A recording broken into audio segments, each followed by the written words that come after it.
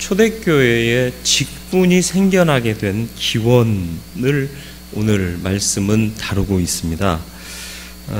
사도들, 다시 말하면 예수님으로부터 배우고 파송된 제자들이죠. 오늘날로 얘기하면 성직의 직분을 받은 사람들, 이 사람들이 초대교회의 모든 재반 업무를 관장하고 있었습니다.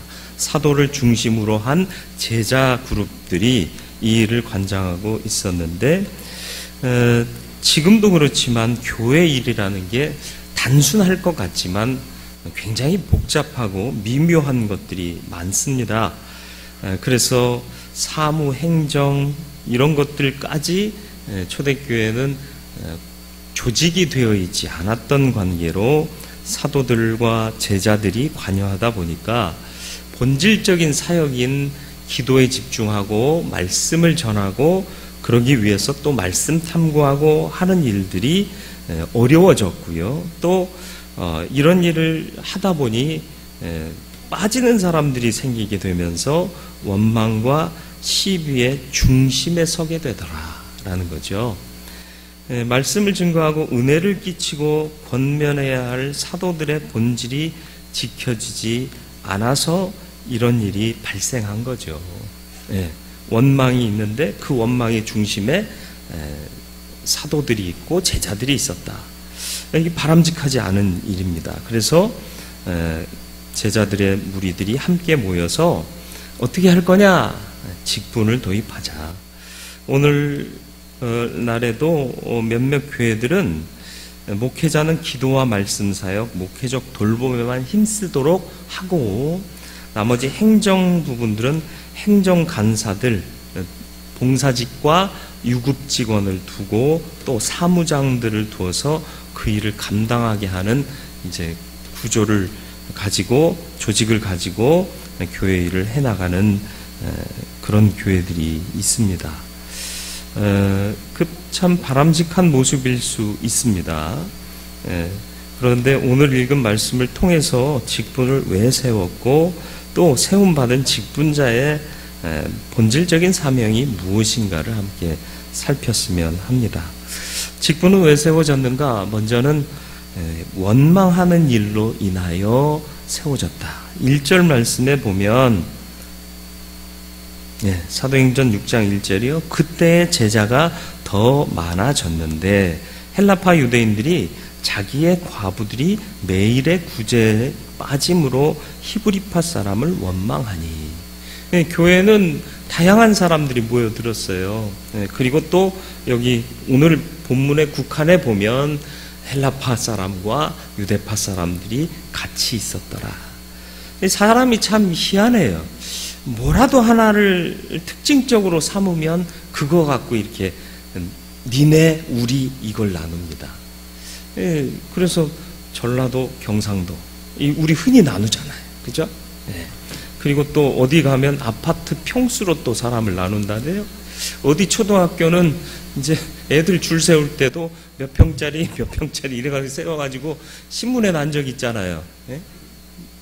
저만 봤나요? 세상이 그래요. 사람이 참 그래요. 넓은 듯 하면서도 좁은 게 사람인지라. 그리고 넓게 본다고 하지만 사실은 넓게 보지 못하는 게 사람이에요.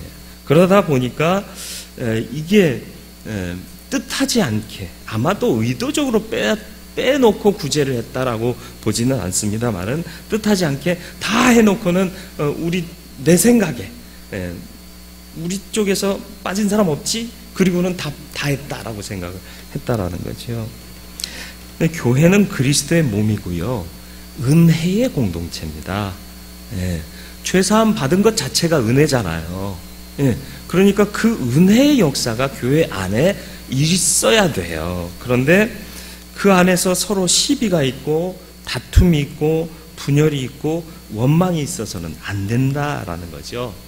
은혜의 공동체라면 화합하고 하나 되는 일들이 있어야 하는 겁니다. 이게 교회의 본질이 돼야 돼요. 그래서 죄인도 들어오면 사랑에 녹아서 회개하고 하나 되고 용서받고 형제 자매가 되고 그래서 힘을 얻고 세상에 나가 새로운 삶을 시작할 수 있는 그런 넉넉함을 얻고요. 또 세상 사는 동안 주일이 그리워진다. 내 형제 자매들 또 만나고 싶다. 이런 열망들이 나와야 되는데 또 주일 됐네. 그놈의 인간 어떻게 보지? 이렇게 되면 교회의 본질이 온전히 이루어졌다라고 말하기 힘들다라는 것이죠. 갈라디아서 5장 13절로 15절 말씀 보면요. 형제들아 너희가 자유를 위하여 부르심을 입었으나 그러나 그 자유로 육체의 기회를 삼지 말고 오직 사랑으로 서로 종노릇하라.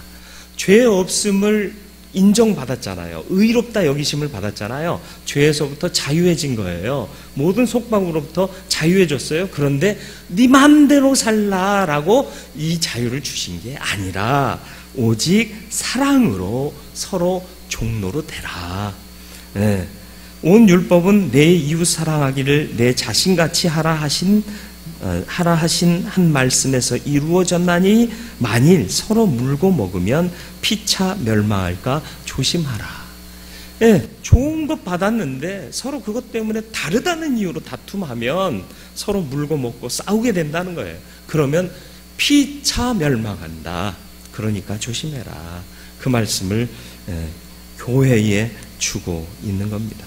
에베소서 4장 1절로 3절이요. 거기에선 또 뭐라고 말씀하느냐? 그러므로 주 안에서 갇힌 내가 너희를 권하노니 너희가 부르심을 받은 일에 합당하게 행하여. 주님이 부르시고 또 직분도 주셨고 사명도 주셨는데 이 일을 합당하게 행해야 되는데 그 조건이 뭐냐?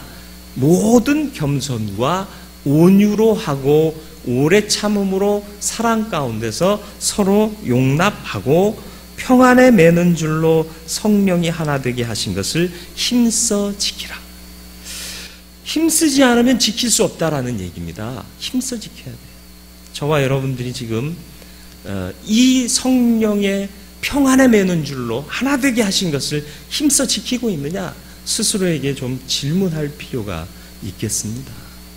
사실은 직원 헌신 예배였기 때문에 이거 담임 목사가 직원 헌신 예배 설교하기가 괜찮을까요? 좀 거시기 할까요? 노골적으로 얘기하면서 당신들 이렇게 사명에 충성해라 이 얘기를 해야 되는데 담임 목사가 그거 하기가 참 어려웠네요. 근데 이제 마땅한 강사를 섭외를 못해서 제가 섰어요. 그래서 하고 싶은 말은 많지만 결국 직분의 기원이 뭐냐? 원망과 시비가 없도록 하기 위해서 직분이 세워졌다. 그러면 내가 직분 받은 것은 뭐 하라고? 하나 되게 하신 것 힘써 지키게 하라고 직분 받은 거다. 늘 말씀드렸지만 직분은 계급 아닙니다. 직분은 명예 아닙니다. 그래서 이번에 세워지는 직분자들부터 그런 의식을 가졌으면 좋겠어요. 내가 어른이다 에헴 하지 말고, 책상머리에 앉아서 사인하는 거 하지 말고, 내가 말하면 네가 들어야지 라는 주장하는 자세 버리고, 내가 종 중에서 가장 큰 종이다 라는 마음으로 가장 큰 종으로서 섬길 수 있는 그런 마음을 가졌으면 좋겠습니다. 뭐 바쁘신 일 있으신가 봐요.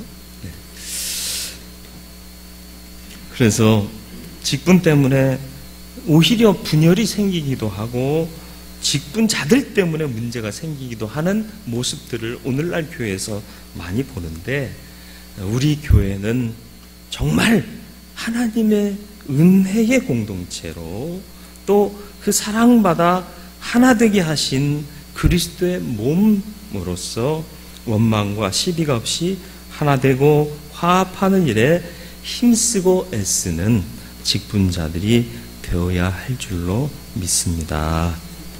두 번째는 본질을 수호하기 위하여서 직분을 도입했습니다.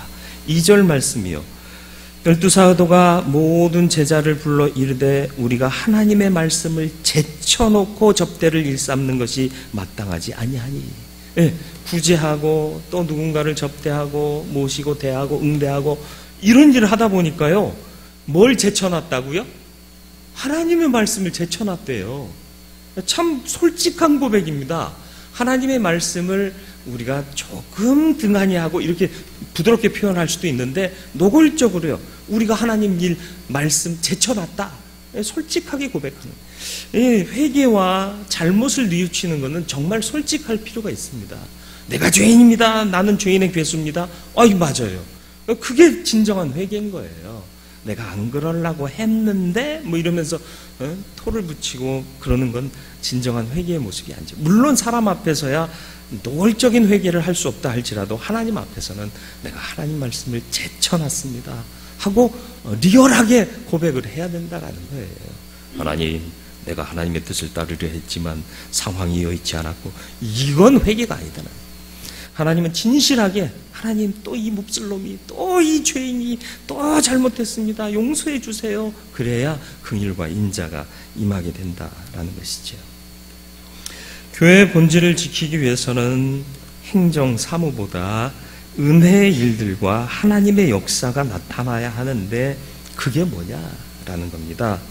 성령의 임재를 통한 인도하심을 인정하면서 하나 되고 화합하는 것 아니겠느냐.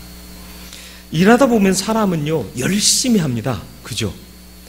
일 맡으면 기본적으로 사람은 열심히 하려고 그래요. 그런데 하나님의 뜻과 관계없는 열심에 빠지면 본질을 제쳐놓게 되더라라는 것이 오늘 본문의 고백 아니겠습니까? 사도들과 제자들 무리가 원망하는 일이 발생하자 모여서 내린 결론이 뭐라고요? 우리가 하나님의 말씀을 제쳐뒀다. 사람의 열심에 빠졌더라. 사람이 할 수 있는 열심에 빠졌더라라는 것이죠. 열심히 한다고 다 좋은 것이냐? 아니라는 거예요. 무엇을 열심히 하느냐? 그게 본질이 더 중요하다는 거예요. 근데 본질을 놔두고 다른 일에 열심히였더라라는 것입니다. 제가 생각하는 목회자는 바쁘면 안 된다고 생각해요. 바쁘면요 깊이 있게 돌아보질 못하고 깊이 있게 말씀 묵상 못하고요 하나님과의 깊은 교제 가질 수 없습니다. 그런데 한국 교회는 목사님 바쁘지 않도록 해드려야 된다 말은 하면서 목사가 안 바쁘면 우리 목사님이 놀기만 해, 이런 얘기예요. 우리 교회는 아니잖아요. 그렇죠?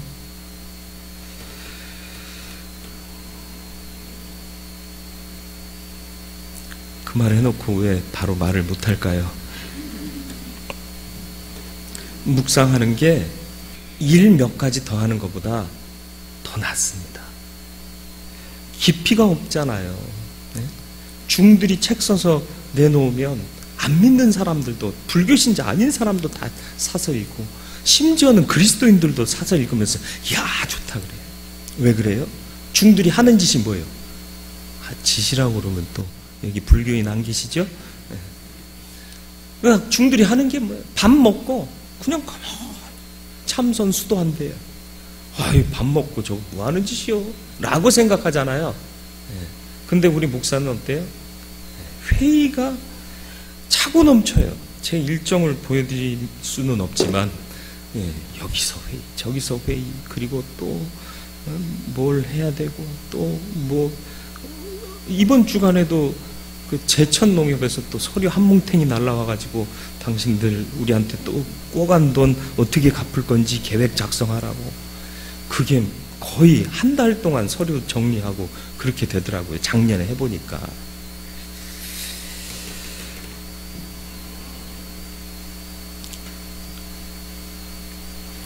설교를 잘하는 게 뭔가라는 것을 늘 생각하죠. 설교자니까.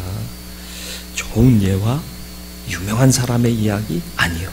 하나님의 말씀이 무엇을 우리에게 요구하고 계시는가, 그것을 깊이 깨닫고 성령의 감동을 통해 깨닫게 되는 것. 물론 기도만 해서는 안 되죠.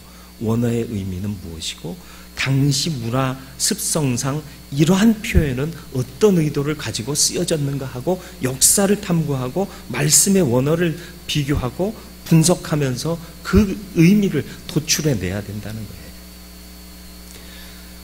시편 40편 6절 말씀 아까 낮에 설명해 드렸잖아요. 우리 40편 6절 읽으면서 우리 성경으로만 읽었지만 목회자는 우리 성경으로만 이걸 볼 수가 없는 거예요. 그래서 영어 성경도 역본이 대단히 많고요. 한국어 성경도 번역본이 많잖아요. 개역 한글판, 새번역, 표준 새번역, 개역 개정판, 공동번역, 뭐 하도 많아요. 쉬운 성경, 현대인의 성경, 영어 성경도 RSV, NIV, NASB, KJV 여러 가지 버전이 많아요. 또 헬라어 원문에서는 어떻게 기록하고 있느냐, 히브리어 원문에서는 어떻게 기록하고 있느냐, 이것만 따져도요 하루 거의 다 가요.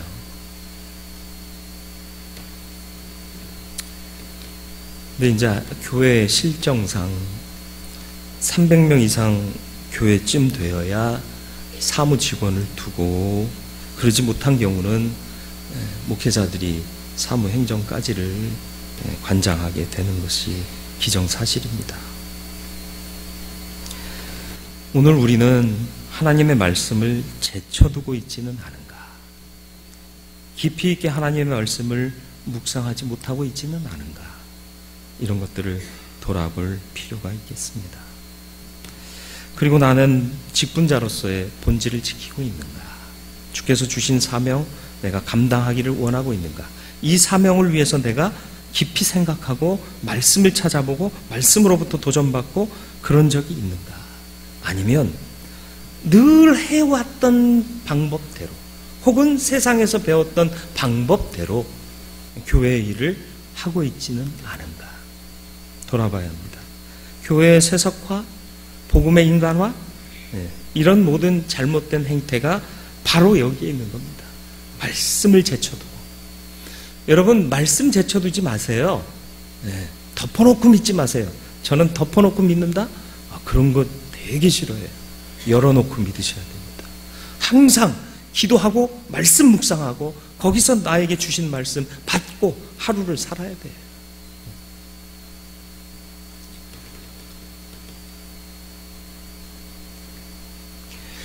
하나님의 말씀을 받아서 순종하면, 다시 말해서 그 뜻을 헤아려 살면 우리의 판단과 시비로 버릴 것이 하나도 없게 됩니다.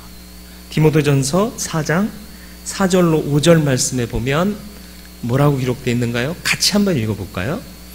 하나님께서 지으신 모든 것이 선함에 감사함으로 받으면 버릴 것이 없나니 하나님의 말씀과 기도로 거룩하여 짐이라.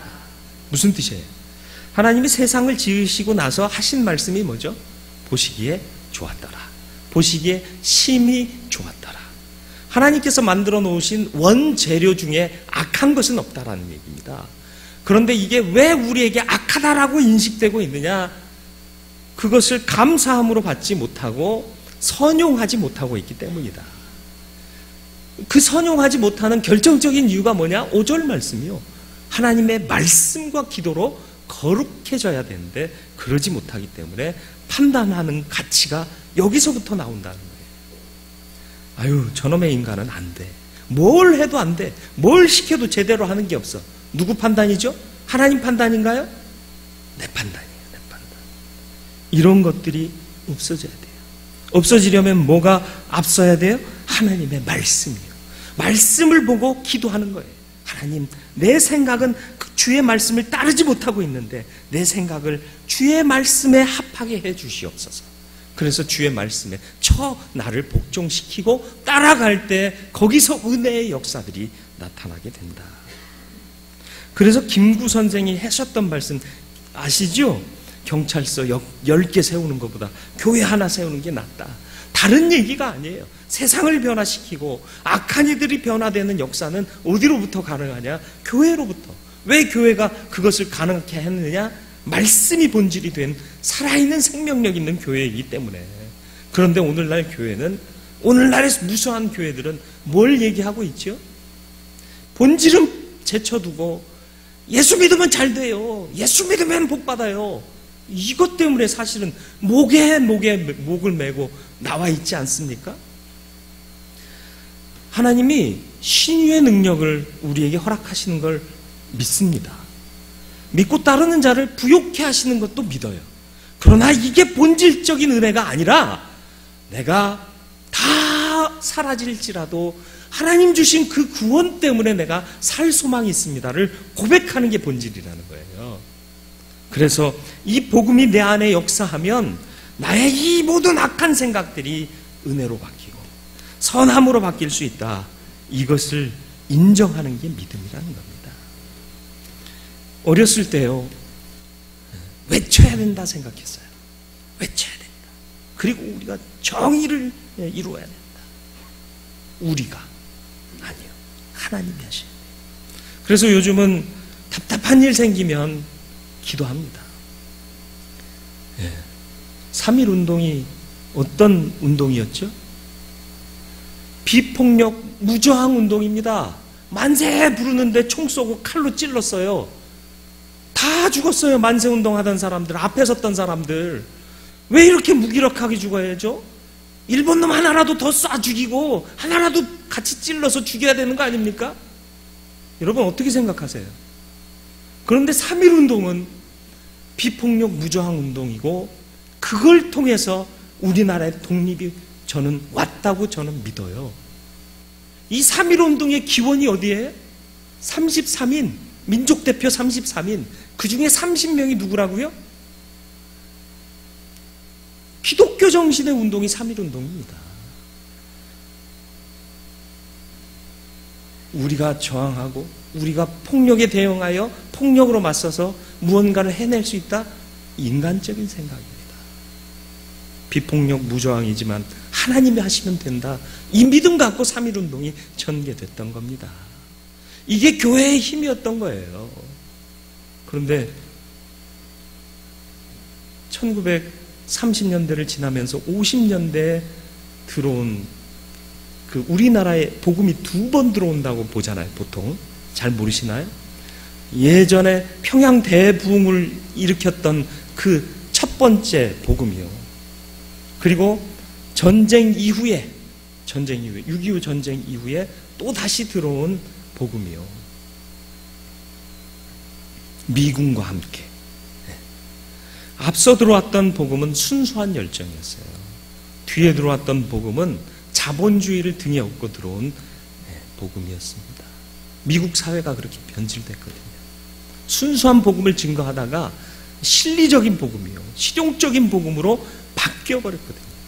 그게 한국에 그대로 들어왔어요.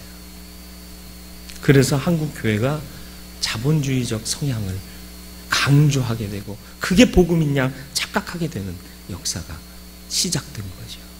근데 우리는 거기서 자유롭지 못합니다.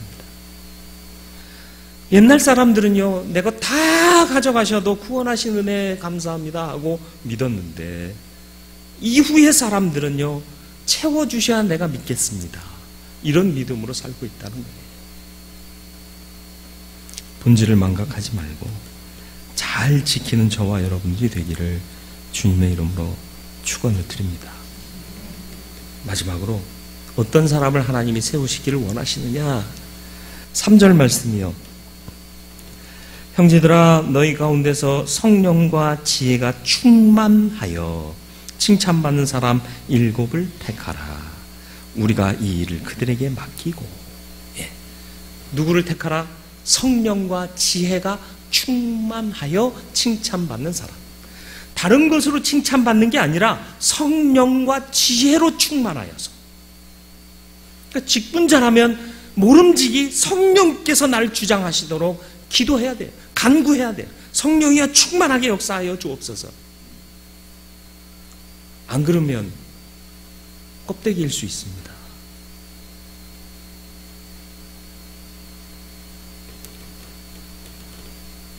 하나님께 다시 말하면 순종하라는 거예요.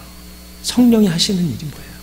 말씀을 깨닫게 하고 주의 뜻대로 살게 하고 나를 처복종케 하는 그 역사가 성령의 역사 아닙니까?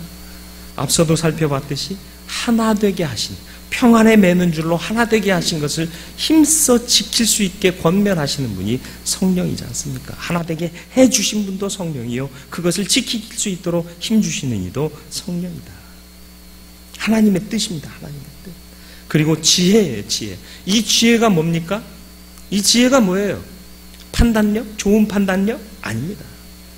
하나님께서 주신 지혜예요. 그래서 성경에서는 지혜와 지식의 근본이 누구다? 여호와, 하나님. 출애굽기 36장에 보면 성막 건축자를 임명하는데요. 성막 건축을 담당하는 사람들을 어떻게 얘기하고 있느냐? 부살렐과 오홀리압과 및 마음이 지혜로운 사람, 곧 여호와께서 지혜와 총명을 부사, 이렇게 기록하고 있습니다. 집 져본 사람, 텐트 잘 치는 사람, 수 잘 놓는 기교가 있는 사람, 그런 사람들 불러다가 성막 만들어라, 안 그랬다는 거예요. 지혜로운 사람 써라, 지혜로운 사람한테 맡겨라. 근데 그 지혜는 누가 주시는? 여호와께서 지혜와 총명을 부사. 다시 말하면 평소에 뭐 했던 사람? 기도하던 사람이요. 기도하던 사람. 하나님의 것으로 날 채워주옵소서. 기도했던 사람 봐란 말이에요. 기도의 사람 쓰라는 얘기입니다. 우리는 판단하지 못할 겁니다. 누가 기도의 사람인지. 그러나 하나님께서 내게 직분을 맡기셨다면 내가 그런 사람으로 무흠하도록 기도해야 됩니다. 지금으로부터라도 기도하셔야 돼요. 하나님께서 주신 지혜로. 하나님의 일을 하는 필요 충분 조건이라는 게 있습니다. 그게 뭘까요? 고린도전서 1장 22절로 29절, 좀 긴 말씀인데 인내하고 함께 읽었으면 좋겠어요. 고린도전서 1장 22절로 29절, 유대인은 표적을 구하고 헬라인은 지혜를 찾으나 우리는 십자가에 못 박힌 그리스도를 전하니 유대인에게는 거리끼는 것이요 이방인에게는 미련한 것이로되. 여기까지요. 네. 헬라인은 못 찾는다고요? 22절이요. 네. 유대인은 표적을 구하고 헬라인은 지혜를 찾는데, 여기서 말하는 지혜는 하나님이 주신 지혜 아니에요. 세상의 지혜예요. 헬라 문화가 뭐죠? 예? 변증론, 이게 말하는 기법, 이거 아닙니까? 그렇죠? 유대인은 뭐예요? 표적, 눈에 드러나는 신기한 사건들, 이런 것들을 구하지만 예수 그리스도의 십자가의 복음은 뭐다? 남들 보기에 어리석어 보이는 거다. 그들은 지혜와 표적을 구하지만 우리는 십자가에 못 박힌 그리스도를 전하니 유대인에게는 거리끼는 것이요 이방인에게는 미련한 것이다. 남들 보기에 우리의 복음이 어떤 것이라고요? 거리끼는 거예요. 아, 저거 괜히 믿었다, 나 바보 되는 거 아니야? 이런 생각 갖게 되는 거고요. 네? 참 미련하다. 교회 가면 밥이 나오냐, 돈이 나오냐, 이런 얘기 한다는 거예요. 미련해 보이는 거예요. 미련해 보이는 거예요. 그러나 오직 부르심을 받은 자들에게는 유대인이나 헬라인이나 그리스도는 하나님의 능력이요 하나님의 지혜니라. 저와 여러분들에게 이게 있기를 바라요. 여러분, 이 안에 그리스도가 살아계시면 하나님의 지혜가 있는 겁니다. 교회에 수익이 창출되기를 원치 않습니다. 우리 교회가 정말 멋있는 프로그램을 만들어서 아이들 교육하고 있습니다. 찌라시 뿌리기를 원치 않습니다. 이 안에는 예수 생명이 있습니다. 이 안에는 우리를 구원하신 예수 그리스도가 있습니다. 이게 우리의 자랑이 되기를 바라요. 영어 성경학교 우리 못합니다. 번듯한 어린이집도 없습니다. 그러나 우리 주일학교에 오면 예수를 주로 고백하게 되고, 그 예수를 주로 고백한 어린이들은 어떠한 시련과 절망 가운데서도 하나님 앞에 기도해서 이길 힘을 얻게 되는 능력의 그리스도인으로 세워질 겁니다. 이게 우리의 모토가 되고 우리의 자랑이 되어야 할 것 아니겠습니까? 하나님의 어리석음이 사람보다 지혜롭습니다. 그런데 우리는 하나님의 어리석음에 의지하지 않고 우리의 지혜를 의지하려고 그래요. 하나님의 약하심이 사람보다 강합니다. 형제들아, 너희를 부르심을 보라. 육체를 따라 지혜로운 자가 많지 아니하며. 맞습니다. 항상 복음 초기에는요 잘난 사람들이 없어요. 그랬잖아요. 초대교회에 모였던 사람들이 다 누구예요? 종, 여인들, 죄인들, 병자들, 쉬운 말로 찌질이들이요. 우리나라 처음 선교 초기에 교회를 가득 채웠던 사람들이 누구예요? 여자들, 머슴들. 어쩌다가 양반 한두 명 정도.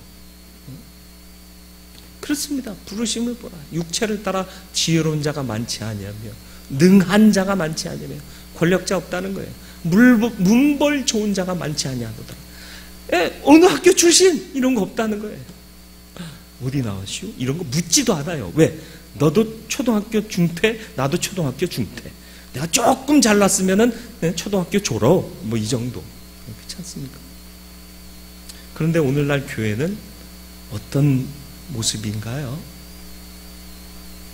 담임 목사 청빙할 때도 우리 교회는 그런 거 안 따졌습니다만은 어디 유학 갔다 왔나? 학위는 뭔가? 이런 거 따지잖아요. 그리고 또 따지는 게 뭐죠?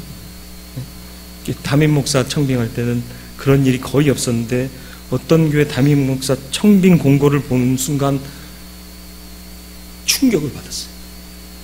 일종 보통 면허 소지 및 컴퓨터 가능하신 분. 담임 목사 청빙하는데. 부목사 청빙할 때는 그런 조건을 많이 봤는데 그 교회를 적어 놓을 걸 그랬어요. 이 미친놈들 아니에요? 미친 거 아니에요? 담임 목사가 운전 못하면 어때요? 컴퓨터 못 다루면 어때요? 이 복음에서 우리 너무 멀어져 있습니다. 너무 멀리 왔어요. 네, 알겠습니다. 네, 이게 이때가 될 줄 알았습니다. 우리 시계가 1분이 늦어요. 1분 안에 끝내려고 했는데 참 미안합니다. 그래서 결론이 뭐냐? 쭉 읽어가겠습니다. 27절이요. 하나님께서 세상에 미련한 것을 택하사 지혜 있는 자들을 부끄럽게 하려 하시고 세상에 약한 것들을 택하사 강한 것들을 부끄럽게 하려 하시며 하나님께서 세상에 절한 것들과 멸시받는 것들과 없는 것들을 택하사 있는 것들을 폐하려 하시나니 이는 아무 육체도 하나님 앞에서 자랑하지 못하게 하려 하십니다. 오직 하나님 때문에 내가 그 지혜로 이 일 감당합니다. 내 모든 것 다 분토만도 못합니다. 사도 바울 고백 아닙니까? 내려놓으세요. 어느 학교 출신이냐? 따지지 마세요. 묻지 마세요. 그리고 이제 더 겸손하게 주의 은혜 아니고선 내가 설 수 없습니다. 성령의 지혜 없이는 내가 이 일 감당할 수 없습니다. 더 많이 기도하고 더 많이 지혜를 구하여서 그 일을 감당할 수 있는 우리들 되길 바랍니다. 훌륭한 시스템 없어도 좋아요. 특별히 자랑할 만한 특징점 없어도 좋아요. 본질을 상실하지 않으면 됩니다. 원망하는 일 없이 교회가 화합하고 은혜로워지기를 바랍니다. 이 일을 위해 직분이 세워졌다는 것을 잊지 마세요. 본질이 지켜지게 하기 위해서 직분이 세워진 겁니다. 우리의 본질은 하나님의 말씀과 기도로 거룩해지는 겁니다. 말씀 묵상하고요. 시간 정해서 묵상하시고요. 기도 열심히 하시기 바랍니다. 양보하지 마세요. 이 모든 일들에서 벗어나지 마세요. 그리고 성령 충만, 지혜 충만, 칭찬 충만이 직분의 사명인 것을 잊지 마시길 바랍니다. 성령이 하나 되게 하신 것을 힘써 지키기 위해 직분이 주어졌습니다. 그 직분을 온전히 감당하는 하나님의 사람들이 되시기를 주님의 이름으로 축원을 드립니다. 거룩하고 자비로우신 아버지 하나님, 직분 주셨습니다. 감당하기를 원합니다. 본질을 망각하지 말게 하시옵소서. 원망하는 일 없게 하여 주옵소서. 오히려 부족한 모습을 보거든 그걸 내가 말없이 감당하는 직분자 되게 해 주옵소서. 부족한 것 지적질하면 그거 결국은 그리스도의 몸을 훼손하는 일밖에 되지 않습니다. 남의 일 같지만 결국 그것이 훼손되고 상처나면 나도 아파지고 나도 건강이 피폐해질 수밖에 없습니다. 우리는 공동체입니다. 그리스도의 한 몸 이룬 한 형제 자매들입니다. 누군가를 아프게 하는 일이 있었다면 이제 멈추게 하시고 성령의 은혜를 받게 하시고 하나님의 말씀이 내 안에 가득하게 하시고 예수 그리스도가 내 안에 있어 그 예수 그리스도의 영성이 나를 움직이게 하여 주시옵소서. 그래서 참 지혜롭게 하시고 참 칭찬받는 그리스도인이 되게 해 주시어서 주의 몸 되신 교회 더욱 부흥케 되고 더욱 은혜로 충만한 교회 되어지도록 역사하여 주옵소서. 우리를 권면하여 주시옵소서. 예수 그리스도의 이름으로 기도드리옵나이다. 아멘.